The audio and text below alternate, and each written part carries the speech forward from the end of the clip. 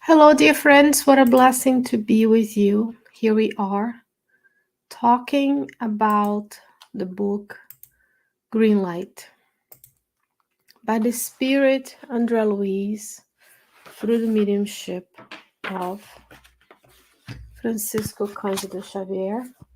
Here we are, another morning, another opportunity of learning. And today we will be talking about happiness.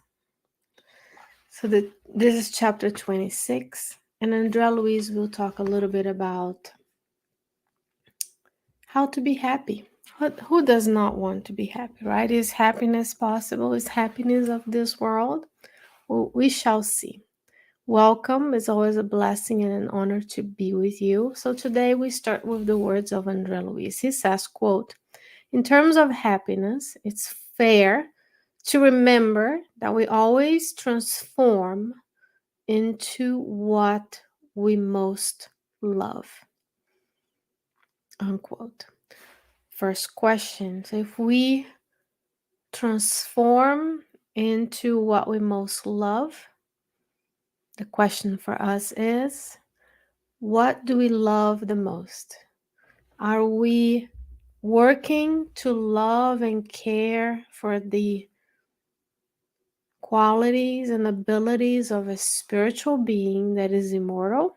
Or do we love those things that are of the flesh? So do we love kindness, compassion, empathy, service? Or are we looking for money, fame, idleness, enjoyment? There's nothing wrong with enjoyment, there is a balance there. So what are we transforming into? Because whatever you and I are loving most in our lives, the deeper central desire that André Luiz talks about in other books of his from the Life in the Spirit World series. So whatever we desire and love the most is what we transform into. So if we love happiness, we love joyfulness, that's what we become over time. When we look at something, he's going to talk in the last phrase, when it's raining and cloudy, do we look at it as a possibility of the harvest that is coming? Or do we complain that the sun is not out there? So we truly love and search for the happiness within ourselves. He will continue, quote, the one who accepts themselves in the way that they are, and give to life the best they can, will go forward easily to be as happy as they expect to be. Unquote. How are we today? Because what matters is today. We look back into the past to find opportunities for improvement, but today you are building your future life in this lifetime and many lifetimes. So today, are we able to see ourselves the way we are and accept ourselves the way we are? That does not mean we're not going to look at ourselves and see, I could have reacted better to this situation. I could have talked to that person differently. I could have sent that email or not. I could have stayed quiet or I could have called. There's always something we can improve because we are consistently and constantly evolving. But not only he says we need to accept ourselves the way we are, that implies self-knowledge, spending time, taking ourselves away from our daily busyness into a moment of reflection. What did I do? What did I say? What do I like? How can I improve? And we give to life the best we can. So we have to change the mindset that we are here just to enjoy. We are here to serve, friends. There is time for enjoyment and comfort and rest. just as the law of labor dictates. But we need to be more mindful of the need to give, how much earth has given to you and I throughout lifetimes. And now it's time to give back instead of taking, taking, taking. He says, our happiness is naturally proportional to the happiness you give to others. So, not a reason to give. When you give, let's say you are going from A to B and you find someone in between you could help, your happiness will be proportional to the much happiness you give them. They will be happy to receive the correct instructions. Therefore, you feel happy for being able to serve. And science already tells you when you serve, when you volunteer, when you take yourself out of a situation to help others, you feel happier and more blessed. Very often, the joy of your neighbor begins in your smile. So when we are walking around our day, we say the cashier's name, we talk with the person, we talk to them, with them, kindly about them, the person who cleans our places, the persons who do the jobs that are more invisible to us. If we go around our day smiling and giving of ourselves, that could make the difference, because maybe they were feeling down and unappreciated, and you came around and you were able to give of yourself in order to make someone else's day better, right? Because the chapter is about happiness. Another pro of wisdom, he says, quote, happiness can be seen, spoken, or even lived in the external life. However, it most certainly resides in the peace of one's mind, unquote. I'm going to spend some time here with you, because nowadays, with the amount of information and this curated view of others' lives, remember we have social media, not only we are sharing with others the best of everything, but also they are sharing with us a curated, they're selected images of happiness and perfection. So we can express happiness, and we should if we're happy. But he says it really resides within us. We can look good, but feel very sad in the inside. So when we are existing in this world with the body and the life we have today, with the resources that God gives us, we have to be mindful that not only we share the best, but also others are sharing their best. And we're only seeing a sliver of the reality. And that's when we truly feel peaceful in our minds, meaning we have our job fulfilled. We are able to say, I came here for this.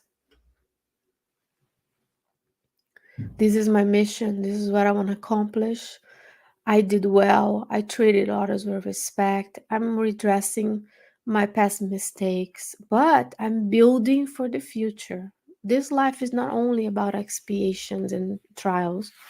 It is also about building a better future that today we choose to speak kinder, to be more peaceful, to be more mindful, to serve someone else instead of spending the next few hours scrolling down social media. I can go down and find something useful that can be of service to humanity.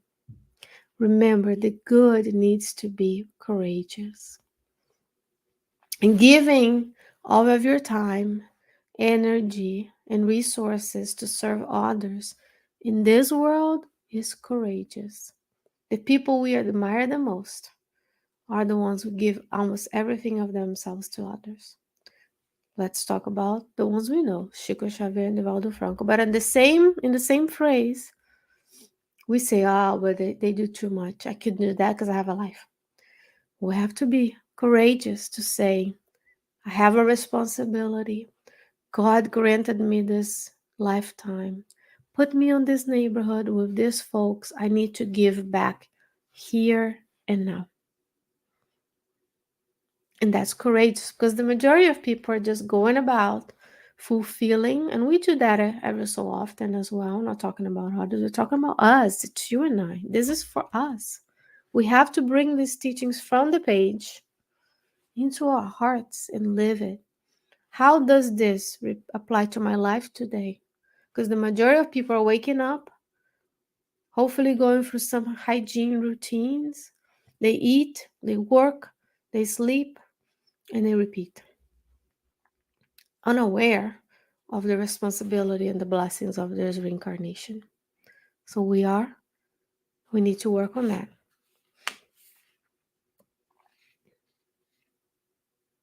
He says, get to know of yourself by observing that self-awareness brings humility.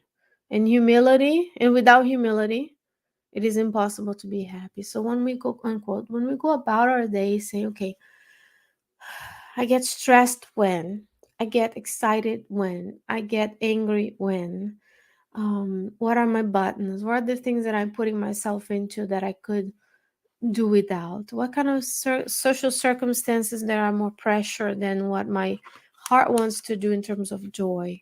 Then we triage and we be careful and mindful of boundaries. You say, well, I do not want to spend all of my weekend barbecuing. I want to spend part of my weekend volunteering. That's a boundary. People are going to push against it, but that's you giving all of your resources to do something for the community. And ultimately, there's none of these things of individualistic lives. You are here today because someone took care of you when you were fragile and young. So if the community thrives, we thrive. If the neighbors, family, and kids thrive, we thrive. Ultimately, giving back, it's also giving to yourself. Fulfilling your duties, having the peace of mind, knowing that you are incarnated, but also acting as a citizen of this world, not just the neighborhood you live in, the country you live in, but the neighborhood you are in. He says, he continues, love, quote, love is the force of life. I'm going to unquote in the middle here for you. Go back to the book After Death by Leon Deni. He has a whole chapter on love. And I've done a program on this before, so I'm going to link into the description box. That's Leon Denis in the book After Death. So I'm going to link that here so that you can go and watch about love. What is love? Not the cheap meaning that we say, I love coffee, I love chocolate, but true love, where at the center of love, the glue that keeps everything in the universe together is God. So even though our words, our vocabulary are inadequate to express the kind of energetic composition of love that comes from God, he says, love is the force of life. That's what nourishes you. That's what nourishes the ones you love. That's what nourishes the ones we are yet to love, the people we don't like, the people who we see some prejudice against. All of that. Love is powering us, the force, just like the electricity is powering the machinery I'm using to record this. It says, in work linked to love is the power station generating happiness. So it's really work, service. When you serve and work with love, when you infuse your joyfulness into what you do, when you go above and beyond your call of duty, when you go above and beyond your job description, your place in the spiritual center, your role in your family, when you go joyfully around helping others, it's this power station that generates the power that is bringing you happiness. And for perspective, he finished this chapter by saying, When the sky is cloudy and the rain is falling, think, what do you think? I'm going to stop here. Are we seeing the glass half full or half empty? He says, when the sky is cloudy and the rain is falling, think about the abundant harvest and the beauty of the flowers that will come afterwards.